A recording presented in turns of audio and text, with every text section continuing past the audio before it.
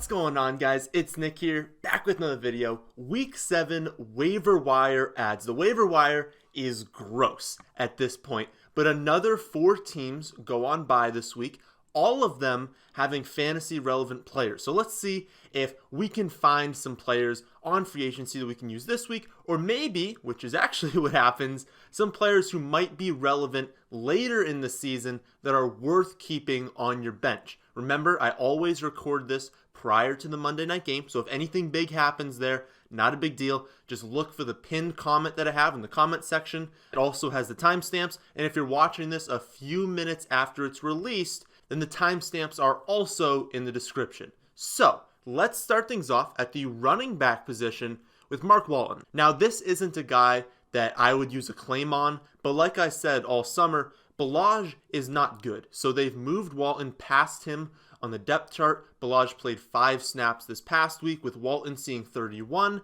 and Drake seeing 47. It's not like I want running backs on Miami or anything, but they showed they're willing to use him in the passing game. He had 5 receptions on 6 targets, and with how few running backs you can actually find on free agency, if you're desperate, then there's a chance Walton's going to see 10 to 12 touches a game for the rest of the season. It's on a terrible offense. There's basically no touchdown upside, so you're probably never going to start him.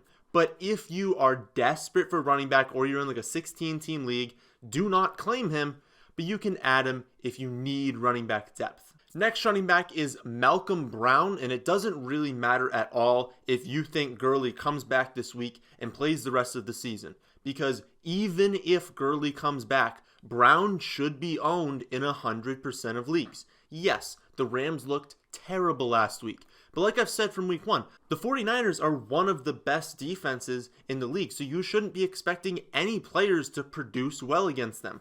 There will be some players that do well, but on average, players are going to underperform. But who do the Rams play in the next 2 weeks? Falcons, who are a bottom 3 defense, if not the worst defense in the league, and the Bengals, who all say have a bottom 5 to 7, but are really bad against the run. So if Gurley does miss another game, or even 2 games, then Brown's probably a mid to high end running back 2 in those matchups. And you got to claim someone off free agency that has that sort of upside each week. There's also Darell Henderson. Henderson had 17 snaps to Brown's 34.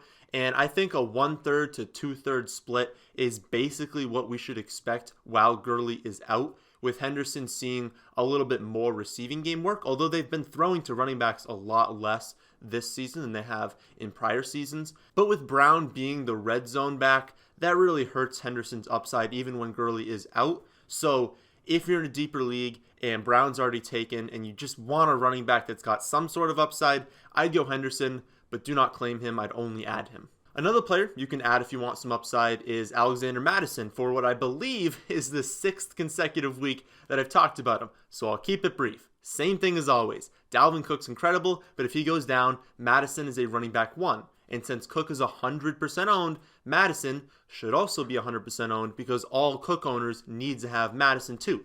If you're not a Cook owner, I still want Mattison. I have Mattison in 2 out of 3 leagues and only have Cook in 1 of those. Plus, he actually had 14 carries this past week on his 21 snaps, and he ran pretty good considering the dreadful matchup. So he's absolutely someone that has crazy high upside, so stash him. Another guy that you should be stashing is Chase Edmonds. I also have him in 2 out of 3 leagues. He's looked really good so far this year, and even though David Johnson has a firm hold on the lead back role, if he were to get hurt, well, just like Alexander Mattison, Edmonds becomes a running back 1. These are the kinds of players you should be looking to get on your bench at this point in the season. Make your starting lineup better through trades. Don't expect to go on free agency and be like, oh, there's the gem I've been looking for to put me over the edge. That's not going to happen. On free agency, you're looking for guys who have a chance later in the season to break out if something goes their way. If you really need to make a change to your roster, you've got to do it through trading. But like I was saying, not many players have more potential upside than Mattison and Edmonds. That's it for running backs. We'll move on to wide receiver next. And we'll start with Auden Tate. Now, Ross is on the injured reserve, and who knows when or even if Green is going to come back this season.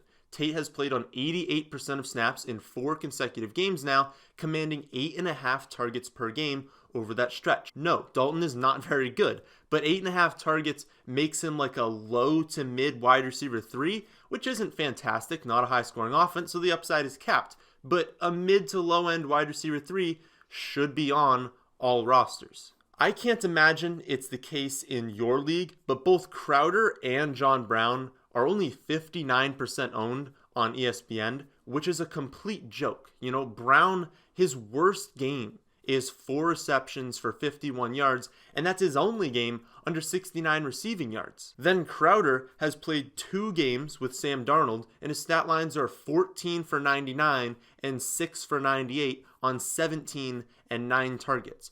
I can't imagine playing in a league where these two are available, but for 40% of you, that's a reality. So you're absolutely putting a claim in for both of those players, and they were guys I would trade for leading up to this past week. I want to mention Demaryius Thomas, not a guy I'd claim, and he does play New England this week, so you're definitely not starting him. But if you're desperate, he's a nice guy to add. I mean, in these 2 weeks with the Jets, he's got 4 for 47 and 4 for 62. And let's take a look at the Jets' upcoming schedule. So they play the Patriots. You're probably benching all Jets players, maybe besides Le'Veon Bell. But aside from that, they play Miami, the Giants, Washington, Oakland, Cincy, Miami again, then Baltimore, who's been a lot worse on defense than people think this season. None of those are scary defenses to play, so if he becomes a full-time wide receiver on this offense and he can stay healthy in that role, then he could make for a decent bye-week fill-in later in the season. Another wide receiver with a relatively easy schedule is Darius Slayton. His schedule isn't the same cakewalk that the Jets have, but he does have matchups against Arizona, the Jets, Philly, Miami, and Washington. Plus, they really like this kid over there, and he's got a nice weekly ceiling with how high upside his targets are. I haven't heard anything new on Shepard's concussion, but they did say he'll be out for a while, so I don't expect him to come back this week, and that would make Slayton the team's top wide receiver while he's out. And he actually did a pretty decent job against Gilmore last week. It's not really in the box score or anything, but if you watch the game, he did solid. So he's another guy that you can add, not claim, but he's a decent addition to your bench. The last wide receiver I want to mention is a potential stash for later in the year, and that's N'Keal Harry. He can resume practicing this week, and the Pats really need a healthy wide receiver right now. Dorsett and Gordon are both hurt. The problem is Harry can start practicing now, but he can't play until week 9, and then he does have a bye in week 10. So it's probably not a guy you're even adding right now, but I wanted you to start thinking about him because a lot of teams had him as the top wide receiver in this draft class. And that might not come true this season, but there's a chance, at least to close out the year, that he produces for fantasy. So if you're in a deeper league, I just wanted to mention him just to get you start thinking about him. All right, let's move on to the quarterback streamers for week 7.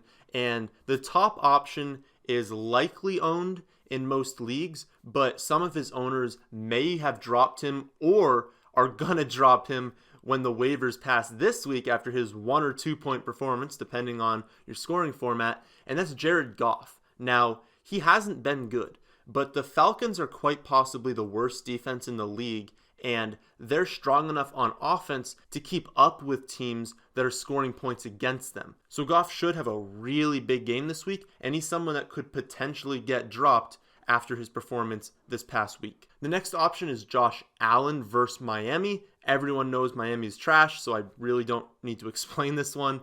We've got Daniel Jones versus Arizona. The Giants probably won't have Shepard back, but they could have Barkley. They might have Evan Ingram back, but regardless, it's Arizona. This is a really nice matchup, especially at home, and especially Daniel Jones having a little bit of rushing upside. And then finally, we have Gardner Minshew at Cincy. Minshew's the GOAT, and Cincy stinks. So you could go there as well. For defensive streamers, we're looking at home favorites, and we're also looking for aggressive defenses playing turnover-prone teams. Winston is unfortunately on bye. We usually like to target defenses against him, but there are still a few really nice options. So the top option is the 49ers at Washington. I added the 49ers to start the season, and I'm probably just going to use them every single week moving forward, regardless of the matchup. They're that good, but Washington is one of the best matchups you could ask for, so they're the top option. The second best option this week is the Bills at home against the Dolphins. You could argue this is the best matchup. The Bills are incredible on defense, and the Dolphins are incredibly bad on offense. So especially at home, this is a great matchup. They might not be available because they're owned in a decent amount of leagues, but hopefully one of them and the 49ers are. If neither are, then you can play the Packers versus Oakland. Unless the Packers suffer a major injury on Monday night, they should have a decent performance at home against Derek Carr. Also a shout out to those of you who stream 2 weeks ahead. So I know a lot of people who they add one defense every week, but it's a defense for the following week's matchup. So the best thing you can do this week under that strategy is to add the Steelers. They are a legitimate defense, and they go on bye this week, but then they come back for a home matchup with Miami in week 8. So they will be the top option that week. So if you want to add them now, you have a bench spot that you're really not using, add the Steelers. You get a phenomenal matchup next week that could really put you over the edge in week 8. All right, let's order the players for claim and for add, and then we are done with this video. So for claiming players, I would have Malcolm Brown first, then John Brown, then Crowder, then Auden Tate. That's it. Those are the only players I would put a claim in for. For adding players, it would be Alexander Mattison, Chase Edmonds, quarterback streamers if you need it, defensive streamer if you need it, then Slayton, Mark Walton, Henderson, Demaryius Thomas, and then N'Keal Harry. So that is it for the Week 7 waiver wire video. Again, if anything crazy happens in the Monday night game, then just look for the pinned comment for any sort of update. I'll be doing trade targets next, followed by start-sit videos later in the week, so be on the lookout for those. But that's the end of this one. I hope you all did enjoy. If you did, how about hitting that like button? And if you're new here, how about subscribing to the channel? But thanks for watching.